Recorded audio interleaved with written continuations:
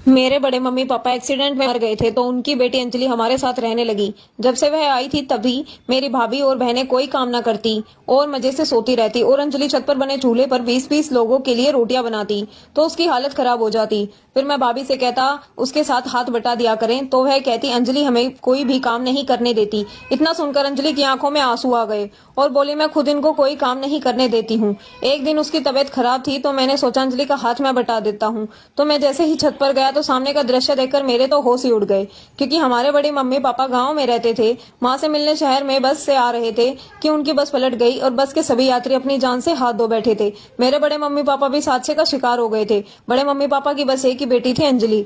मेरी माँ और पापा गाँव गए थे उनका क्रियाक्रम करने के लिए, लेकिन जब वापस आए तो उनके साथ अंजलि भी थी। वह मुझसे शायद ही 1 साल छोटी होगी। वह 18 साल की थी और मैं 19 साल का था। उसने अपने हाथों में अपना छोटा सा बैग पकड़ा हुआ था और सिसकियों से रोए जा रही थी। बार बार मेरी माँ के गले लगकर कहती कि चाची मुझे पापा क्यों अकेले छोड़ गए। मेरी माँ उसे तसल्ली देने लगी। मेरी भाभी ने ही उसे खाना और पीना जबरदस्ती खिलाया पिलाया था। वह तो सदमा से इस कदर बेहाल थी कि कुछ खा पी भी नहीं रही थी। उसे देखकर मुझे तो बहुत दुख हो रहा था, लेकिन मैं बस कुछ हमदर्दी के शब्द ही बोल पाया था। मेरे 4 भाई थे जो शादीशुदा थे, 2 बहनें भी थी। एक की शादी हो चुकी थी और एक अभी कुंवारी थी। माँ उसके लिए रिश्ता देख रही थी। मैं सबसे छोटा था। कुछ दिन तो अंजलि को सब तसल्ली देते रहे, लेकिन फिर उसने बड़ी भाभी कहने लगी कि इस तरह से तुम तो हर समय परेशान रहोगी तो कैसे चलेगा, तुम्हारी तबीयत भी खराब हो जाएगी। तुम्हें तो अब मैं आपको घर के कामों में व्यस्त कर लेना चाहिए। वह कहने लगी कि मैं गांव में पढ़ती थी, हमारे गांव में कॉलेज भी थे, लेकिन किसी ने भी उसकी बात इस तरफ से ध्यान नहीं दिया।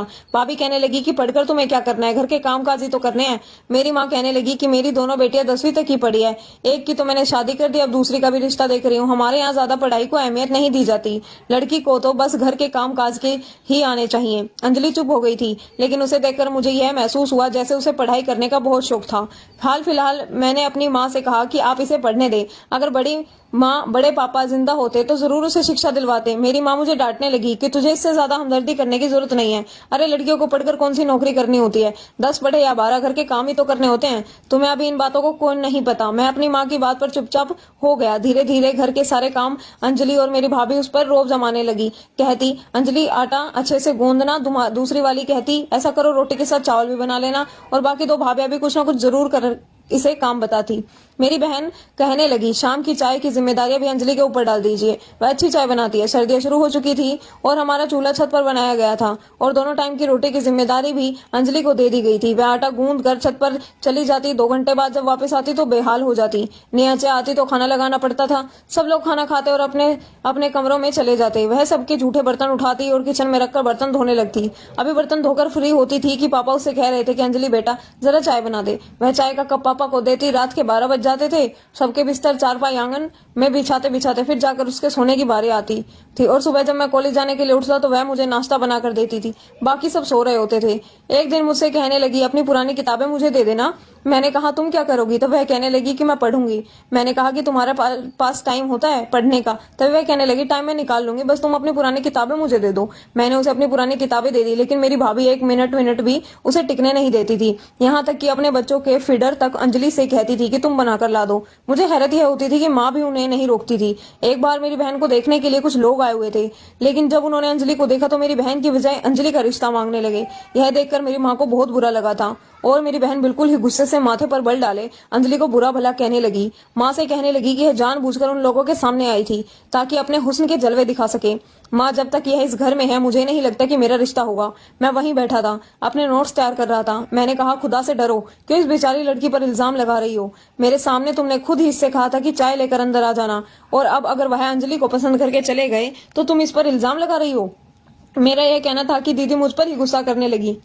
कहने लगी तुम चुप रहो, तुम्हें क्या पता यह कितनी चालाक है। यह अच्छी तरह से मुड होकर आंखों में मोटा मोटा काजल लगाकर उन लोगों के सामने आई थी। मैंने कहा दीदी घर में जब कोई मेहमान आता है तो सभी तैयार होते हैं, भाभियों ने भी तो मेकअप करके रखा था ना। वह कहने लगी तुम क्यों औरतों के मामले में बोल रहे हो, तुम्हें जब इस लड़की का पता ही नहीं है। तो मेरी माँ कहने लगी तुम चुपचाप नहीं रह सकते, खैर, जब तक अपनाया कि शादी ना हो जाए मैं इस अंजलि की बच्ची की शादी थोड़ी करूंगी। मेरे बड़े भाई कहने लगे, क्या जरूरत पड़ी है इसकी शादी करने की? अरे 3-4 साल ऐसे ही रहने दो, पहले घर के काम काज तो अच्छे से सीख ले। इन्हीं दिनों मेरी बड़ी बहन प्रेग्नेंट हो गई तो उसके ससुराल वालों ने भी उसे उसके मायके भेज दिया।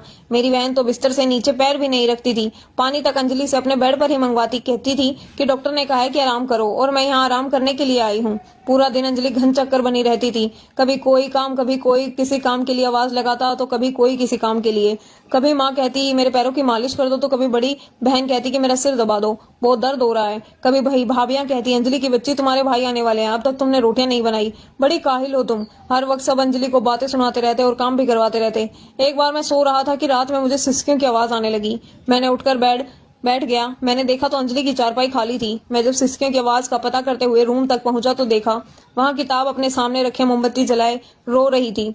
मैंने कहा, तुम इस टाइम क्या कर रही हो, सोना नहीं है क्या? तो वह कहने लगी कि पूरा बदन में बहुत तेज दर्द है, आंगन में सोया नहीं जा रहा था। मैंने कहा, तो किताब को लेकर बैठी हो? वह कहने लगी, पूरा दिन टाइम ही नहीं मिलता, इसलिए सोचा थोड़ा पढ़ लूं, लेकिन सिर में दर्द है और बदन में भी बहुत तेज दर्द है महसूस हो रहा है। उसका चेहरा बहुत उतरा हुआ था। मैंने जब उसकी नब्ज पर हाथ रखा तो वह तो बहुत तेज बुखार में तप रही थी। मैंने कहा, तुम्हें तो बहुत तेज बुखार हो रहा है। वह कहने लगी, शायद यही वजह है कि मेरे जिस्म में बहुत तेज दर्द है, सर्दी भी लग रही है। मैंने फ्रिज खोला, वहां से दूध का एक गिलास निकाला और उसे गर्म करके उसे अंजलि को दे दिया। यह देखकर वह मुझे कुछ देर के लिए गौर से देखने लगी, फिर कहने लगी कि चाची सुबह डांटेंगी कि दूध किसने पिया है। मैंने कहा कि मैं कह दूंगा कि मैंने पिया है, इस टाइम तुम्हें इसकी जरूरत है। मैंने उसे दूध लेने के लिए कहा और साथ में एक बुखार की दवा भी दे दी। वह दवा खाकर सो गई। सुबह जब अंजलि को आवाज लगा रहे थे लेकिन वह बुखार की वजह से उठ ही नहीं पा रही थी, मैं अपने कॉलेज चला गया। जब वापस आया तो उसे बर्तन धोते हुए देखा तो मुझे बहुत दुख हुआ। वह बार बार बर्तन धोते हुए आस्तीन से अपने आंसू पोंछ रही थी। मैंने कहा, तुम यह क्या कर रही हो, तुम्हें तो बहुत तेज बुखार था। वह कहने लगी, तो क्या फर्क पड़ता है, काम तो करना है ना। मैंने कहा, क्यों नहीं फर्क पड़ता, कोई भी हमारे घर में बीमार हो वह काम नहीं करता, तुम क्यों कर रही हो, चलो उठो यहाँ से। मैंने उसके हाथों पर पानी डाला जो कि साबुन से झाग से भरे हुए थे, फिर उसका हाथ पकड़कर उसे चारपाई पर लेटा दिया। जब भाभी ने देखा तो कहने लगी, ये तुम इसे बिस्तर पर क्यों लिटा रहे हो? मैंने कहा, भाभी आपको दिखाई नहीं देता अंजलि को इतनी तेज बुखार है? तब वह कहने लगी, तुम्हें बड़ी हमदर्दी हो रही है इससे। मैंने कहा, जब आपको दिखाई नहीं दिया तो मुझे तो हमदर्दी करनी ही पड़ेगी ना। जब आपको बुखार होता है तब तो आप अपने कमरे से भी बाहर नहीं निकलती। मेरी बात सुनकर वह कहने लगी कि तुम्हारी बड़ी जुबान चलती है, इसके लिए तो। मैंने कहा, जी हाँ। खैर, कुछ देर बाद ही मेरी बड़ी बहन अंजलि को आवाज देने लगी। कहने लगी, अंजलि की बच्ची बहरी हो गई है, मेरी आवाज सुनाई नहीं देती तुझे, नाश्ता बना कर दो। मैं अपनी बड़ी दीदी के कमरे में चला गया। वहां बिस्तर पर लेटी फोन पर अपने पति से बातें कर रही थी। मैंने कहा, अब आपको ऐसे ही कौन सी बीमारी हो गई है कि आप अपने लिए चाय तक नहीं बना सकती? वह कहने लगी, क्या तुम्हें नहीं पता कि मैं प्रेग्नेंट हूँ? मैंने कहा, प्रेग्नेंट होना कोई बीमारी तो नहीं है, प्रेग्नेंट बहुत सी औरतें होती हैं, बल्कि शादी के बाद तो ज्यादातर औरतें ही प्रेग्नेंट होती हैं, तो घर के काम काज छोड़कर बिस्तर संभाल कर बैठ जाती हैं। मेरी बात सुनकर दीदी कहने लगी, तुम्हारी ज्यादा जुबान नहीं चलने लगी, चलो जाओ और अंजलि से कहो कि मुझे नाश्ता बना कर दे। मैंने कहा, वह आप लोगों की नौकरानी नहीं है, अंजलि को बहुत तेज बुखार है, आप लोगों को जरा भी एहसास है उस लड़की का? इतने में मेरी माँ भी आ गई। तब वह कहने लगी, तुझे क्या इतना एहसास हो रहा है? अरे सुबह मैंने उसे नाश्ते के बाद दवाई दे दी थी, बुखार उतर गया था उसका। वह जरा से बुखार पर बहाने बनाकर लेट जाती है और तुम ज्यादा उसे हमदर्द ना दिखाया करो, समझे ना। मेरी माँ उल्टा मुझे ही डांटने लगी। मेरी छोटी बहन जो मुझसे बड़ी थी कहने लगी, माँ इसको जरा संभाल कर रखें, इसे बड़ी हमदर्दी हो रही है अंजलि से, बड़ी ही चालाक है अंजलि, कहीं इसे अपनी अदाओं में ना फंसा ले। मैंने कहा, दीदी कुछ तो सोच समझ के बात क्या करूं, मैं घर में सबसे छोटा था इसलिए मेरी बात की कोई भी अहमियत ना थी। बुखार में थी अंजलि ने सारे काम किए, साफ चोखा बर्तन, यहाँ तक कि चूल्हे पर रोटी भी उसी ने बनवाई गई थी। रात को जब रोटियां बनाने के लिए ऊपर गई तो थकान से चूर थी, बुखार से आंखों में बार बार पानी आ रहा था। शायद वह रो रही थी, जरूर अपनी किस्मत को कोस रही होगी कि अगर उसके माँ बाप जिंदा होते तो कभी भी उसकी जिंदगी ऐसे जहन्नुम ना बनी होती। बड़ी माँ पापा तो उसका बहुत ही ज्यादा ख्याल रखते थे कि उसके हर नाज नखरे उठाते थे, क्योंकि वह अपने माँ बाप की इकलौती बेटी थी, अपने माँ बाप की मोहब्बत की हकदार भी थी। एक गहरी ठंडी आह भरकर मैंने सोचा कि मुझे ही छत पर जाकर उसकी मदद करवा देनी चाहिए, किसी और को तो उस पर जरा भी तरस नहीं आता।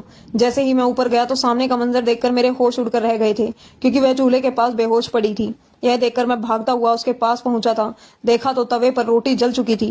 मैं अंजलि अंजलि करके उसे उठाता रहा लेकिन वह नहीं उठी। क्या करूं मैं? उसके ऊपर पानी की छींटे डालने लगा लेकिन वह अपने होशो आवाज में नहीं थी। मैं छत से नीचे जाकर माँ को पुकारने लगा, अपनी भाभी को पुकारने लगा। सब छत पर आ गए थे। अंजलि को बेहोश देखकर परेशान हो गए। कोई पानी की छींट उसके मुंह पर मार रहा था तो कोई कुछ कह रहा था, लेकिन उसे होश नहीं आ रहा था। फिर भाभी और मेरी माँ उसे बड़ी मुश्किल से उठाकर नीचे लेकर गई, उसे चारपाई पर लिटा दिया। और वह बुखार से कांप रही थी और उसकी आंखों से आंसू बह रहे थे। बार बार कभी अपनी माँ को पुकारने लगती तो कभी अपने पापा को, कहने लगती कि आप मुझे क्यों अकेला छोड़कर गए हैं, मुझे भी अपने साथ ले जाते। उसकी यह हालत देखकर मुझे तरस आ रहा था, लेकिन मेरे घर वालों को दिल में अभी भी उसके लिए कोई रहम नहीं था। माँ ने सुबह होते ही उससे कहा कि तैयार हो जाओ, मैं तुम्हें डॉक्टर के पास ले जाती हूँ। माँ उसे डॉक्टर के पास ले गई। कुछ दिन डॉक्टर दवा खाने के बाद वह ठीक हो गई थी, लेकिन फिर सारे के सारे काम उसके सर पर थे। वक्त ऐसे ही गुजरने लगा। छोटी बहन के लिए जो भी रिश्ता आता वह अंजलि को देखकर अंजलि के लिए रिश्ता मांगने लगती। काफी अच्छे घराने से उसके लिए रिश्ते आ चुके थे, लेकिन माँ की वही जिद थी कि वह अनाया से पहले अंजलि की शादी नहीं करेंगी। मेरी बड़ी बहन अपने घर जा चुकी थी। इन्हीं दिनों एक रिश्ते ने दीदी को भी पसंद कर लिया। मेरी माँ बहुत खुश थी और दीदी की शादी की तैयारियां में लग गई थी। सारी तैयारियां अंजलि ने की थी। उसके जोड़े तक उसी ने टाके थे, कपड़ों में कढ़ाई तक माँ ने उसी से ही करवाई थी। मुझे उस बेचारी पर बड़ा तरस आता था। अब दो उसकी आंखों के नीचे काले निशान पड़ने लगे थे। चेहरे की रंगत भी गोरी नहीं रही थी, बल्कि पीली पड़ने लगी थी। पता नहीं कब तक उसके साथ यह जुल्म होता था। मैं यह सब कुछ न कहते हुए ही बर्दाश्त कर रही थी। मुझे पता ही नहीं लगा कि कब मेरे दिल में अंजलि के लिए एक अलग सी फीलिंग सी आने लगी। मुझे वह अच्छी लगने लगी। मेरे दिल में उसके लिए हमदर्दी कब प्यार में बदल गई मुझे पता ही नहीं चला। मुझे अब बस इस बात का इंतजार था कि मेरी पढ़ाई पूरी करके अपनी नौकरी कर लूं तो पापा से कहूंगा कि वह मेरी शादी अंजलि से करवा दे। जैसे ही मेरी पढ़ाई का सिलसिला खत्म हुआ, मेरी नौकरी भी लग गई और हमारे घर से बस कुछ घंटे की दूरी पर ही मेरा ऑफिस था। इसलिए मैं सुबह जल्दी उठकर जाता था और शाम को ऑफिस बंद होने के बाद ही रात तक वापस घर लौटकर आता था। एक बार जब मैं घर पर आया तो मेरी माँ मिठाई से मेरे मुंह में डालकर खिलाने लगी और कहने लगी कि मुबारक हो, अंजलि का रिश्ता तय हो गया। यह सुनना ही था कि मुझे वह मिठाई जहर लगने लगी। ऐसा लगने लगा जैसे किसी ने मेरा हलक पर कड़वा कर दिया हो। मैं हैरत से अपनी माँ को देखने लगा, लेकिन चुप हो गया कि उसका रिश्ता तय हो चुका है। मुझे उस वक्त हैरानी हुई जब मुझे यह पता चला कि मेरी माँ ने जहाँ उसका रिश्ता तय किया है वहाँ एक 60 साल का बुढ़ा है। उसकी बीवी मर चुकी थी, बच्चे जवान शादीशुदा थे और उसे संभालने वाला कोई नहीं था। इसलिए मेरी माँ ने अंजलि का रिश्ता उसके साथ तय कर दिया था। उस रात को अंजलि स्टोर रूम में रो रही थी। मैं भी बहुत परेशान था। जब मैं स्टोर रूम में गया तो वह मुझे देखकर और भी ज्यादा रोने लगी। मैं यह शादी नहीं करना चाहती। मैंने चाहा कि तुम रो मत, मैं तुम्हारे लिए कुछ ना कुछ जरूर करूंगा। मैं सुबह माँ से बात करूंगा। वह कहने लगी कि किसी तरह से भी मेरी शादी रुकवा दो, मुझे शादी नहीं करनी। सुबह जब मैंने यह बात अपनी माँ से कही तो वह मुझे डांटने लगी, कहने लगी तुम घरेलू मामलों से दूर रहा करो। मैंने कहा ऐसी कौन सी बुराई और कमी है अंजलि में कि आपने उसका रिश्ता एक बूढ़े से तय कर दिया। वह कहने लगी कि अनाथ लड़कियों के ऐसे ही रिश्ते होते हैं। अरे शुक्र करो कि उस बूढ़े ने कोई एतराज नहीं किया, ज्यादा सवाल जवाब नहीं पूछे, और फिर उस बूढ़े को दहेज भी नहीं चाहिए। हम भला उसे इतना दहेज कैसे दे सकते हैं। मैंने कहा क्यों, जब आप दीदी को और अनाया दीदी को भी पूरे दहेज के साथ विदा कर सकती हैं तो अंजलि को क्यों नहीं। मेरी माँ कहने लगी तुम्हें क्यों इस लड़की से इतनी हमदर्दी होती है कि तुम अपनी बहन के साथ उसकी मिलाप कर रहे हो। अरे तुम्हारी बहनों के माँ बाप जिंदा हैं, इसीलिए उन्हें दहेज दिया है, उसकी शादी धूमधाम से की है, लेकिन अंजलि के माँ बाप जिंदा थोड़ी हैं। मैंने कहा अंजलि के हिस्से में आई हुई जमीन किसके पास है। मेरे सवाल पर मेरी माँ ने मेरी शक्ल देखी। मैंने कहा जरूर पापा के और आपके पास ही होगी। आप वहां बेचकर उसका रिश्ता भी कर सकती हैं और उन पैसों से उसका दहेज भी खरीदा जा सकता है। मेरी माँ कहने लगी कि वह सब बेचकर हमने पैसे अपने पास रख लिए थे। कितने सालों से वह हमारे घर में खा रही पी रही है, सुकून की जिंदगी गुजार रही है, तो पैसे खर्च नहीं हो रहे क्या। यह सुनकर मुझे अपनी माँ की सोच पर अफसोस होने लगा। मैंने कहा माँ, जो 2 रोटियां वह इस घर में इतनी मेहनत के बाद खाती रही है, वह भी आप उसको उसके बाप की कमाई से खिलाती रही हैं। कितनी अफसोस की बात है। मैंने कहा अगर आपको अंजलि को दहेज देने की इतनी परेशानी है ना, तो ऐसा करो कि मेरी शादी अंजलि से कर दें, आपको दहेज भी नहीं देना पड़ेगा। यह सुनना ही था कि मेरी माँ मुझे डांटने लगी और कहने लगी मैं क्या, क्यों तुम्हारी शादी किसी अनाथ लड़की से करने लगी। मैंने कहा अगर आप सीधी तरह से नहीं करोगी तो फिर मैं जबरदस्ती जाकर उससे शादी कर लूंगा, क्योंकि वह भी बालिक है और मैं भी बालिक हूँ। यह बात मैंने अपने पापा से भी कह दी थी और मेरे पापा को इस बात पर कोई एतराज न था। भाभीियों ने भी मेरी माँ को राजी कर लिया कि अच्छा ही है, अंजलि सारी हमारी नौकरानी करेगी। लेकिन वह नहीं जानती थी कि मेरा क्या इरादा है। मेरे पापा ने जब मेरा रिश्ता अंजलि के साथ फिक्स किया तो वह हैरत से मुझे देख रही थी। अब मुझसे बात नहीं करती थी, बल्कि मुझे देखते ही स्टोर रूम में चली जाती थी। 1 महीने के बाद मेरे पापा ने मेरी शादी उससे कर दी। इन्हीं दिनों मुझे एक और बड़ी कंपनी ने नौकरी मिल गई थी। शादी की रात अंजलि बड़ी नर्वस थी, बस यह कहने लगी कि तुमने मुझसे शादी क्यों की। मैंने कहा क्यों, हमारी शादी हो नहीं सकती थी। वह कहने लगी शायद तुमने मुझसे हमदर्दी के नाते यह कदम उठाया है। मैंने कहा क्यों, मैं ऐसा क्यों करूंगा। तुम खूबसूरत हो, स्मार्ट हो, सलीके से घर चलाने वाली हो और बहुत ही अच्छी हो। मैं खुद को खुश नसीब समझता हूँ कि पापा ने मेरी बात रख ली। वह कहने लगी अगर चाचा ना मानते तो तुम क्या करते। मैंने कहा उन्हें और ज्यादा मनाने की कोशिश करता, और अगर फिर भी ना मानते तो मैं तुम्हारा हाथ पकड़कर तुम्हें कोर्ट में ले जाता और तुमसे शादी कर लेता। फिर सबको मानना ही पड़ता। मेरी बात सुनकर पहली बार वह हंसी थी। मैंने पहली बार उसके चेहरे पर मुस्कुराहट देखी थी। वह कहने लगी क्या सच में तुमसे इतनी मोहब्बत करते हो। मैंने कहा बहुत मोहब्बत करता हूँ और करता रहूंगा। वह कहने लगी लेकिन मेरी जिंदगी तो वैसी ही रह जाएगी, जानती हो भाभी क्या कह रही थी कि अब तो अंजलि हमारे घर में ही रहेगी और सारी जिंदगी हमारी सेवा ही करेगी और अंकुल शहर में नौकरी करेगा। और कहा तो जो हो सकता है वह उन्हें कहने दो, मैं जो सोच चुका हूँ मैं वही करूंगा। 1 महीने तक तो मैंने कुछ नहीं कहा। शादी के बाद अंजलि के 2 दिन ही निकरे उठाए गए थे। 1 महीने बाद मैंने अपने पापा से कहा कि शहर में जहाँ मेरी नौकरी लगी है वहां से रोज आना मेरे लिए मुश्किल है। मेरी माँ कहने लगी, हाँ तो कोई बात नहीं, तुम हफ्ते में 1 बार चक्कर लगा जाया करना। मैंने कहा नहीं माँ, हफ्ते में 1 बार आना ही मुश्किल हो जाएगा, मैं बस महीने में 1 बार चक्कर ही लगा सकता हूँ। मेरी माँ कहने लगी, चलो ठीक है, जाहिर है तुम्हें नौकरी तो करनी ही है। मैंने कहा मैं अपने साथ अपनी बीवी को लेकर जाना चाहता हूँ। इस बात पर मेरी माँ को क्या पूरे घर वालों को एतराज होने लगा, लेकिन मैंने किसी का भी एतराज नहीं सुना। मैं जबरदस्ती अंजलि को अपने साथ शहर ले गया। वह बहुत खुश था। हमारा छोटा सा घर था, इसे अंजलि ने बड़े सलीके से सजाया था। मुझसे कहती थी कि अंकुर तुमने मेरी जिंदगी को जन्नत बना दिया है। लेकिन सच तो यह था कि जन्नत तो उसने मेरी जिंदगी को बना दिया था। वह मेरा बहुत ख्याल रखती थी, मुझसे बहुत प्यार करती थी। मेरे ख्याल से मर्दों को अपनी बीवी के लिए ऐसा कदम तो उठा ही लेना